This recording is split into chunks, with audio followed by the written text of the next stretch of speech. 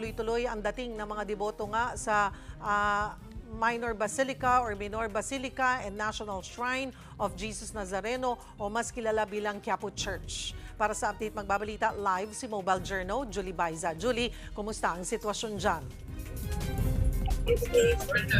Cheryl, mahigpit ang seguridad na ipinatutupad dito sa Quiapo Church. Pag makapasok ng mga deboto, dumadaan muna sa scanner yung bag o yung gamit na dala-dala nila para matiyak na hindi sila makapapasok ng mga ipinababawal na gamit. Kanina kasi Cheryl, maraming mga nakumpiska gaya ng kutsilyo, ng bala ng baril at saka yung mga gunting. Yung bala ng baril, ginagamit daw yun na anting-anting pero nevertheless, kinumpiska pa rin niya nung mga tauhan ng PNP. Wala naman daw na itatala pa na untoward incident sa kasalukuyan at kailangan pa daw kasi i-verify yung ibang mga report na sinasabing nawalan sila o nadukutan. Cheryl.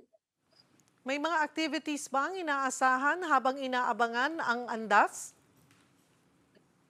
Sa ngayon, Cheryl, tuloy-tuloy lang yung misa dito kung makita mo sa likuran ko. No? 33 masses kasi yung at oras-oras yan na nandito. So ito, ongoing yung isang misa ngayon. Pagkatapos yan, magkakaroon ng pagbabasbas ng mga panyo at mga replika na dala-dala ng mga deboto dito. May estimated time ba? May estimated time na ba nga naibigay sa'yo kung mga anong oras dadating dyan ang andas? Cheryl, sa ngayon nagpupulong yung mga opisyal ng PNP at saka ng pamunuan ng simbahan.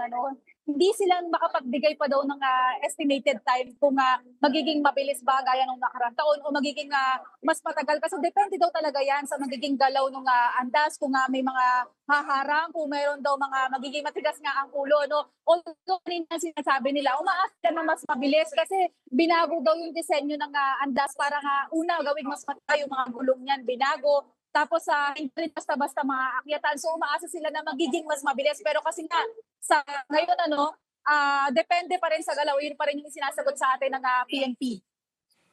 Alright, maraming salamat Mobile Journal, Julie Baiza.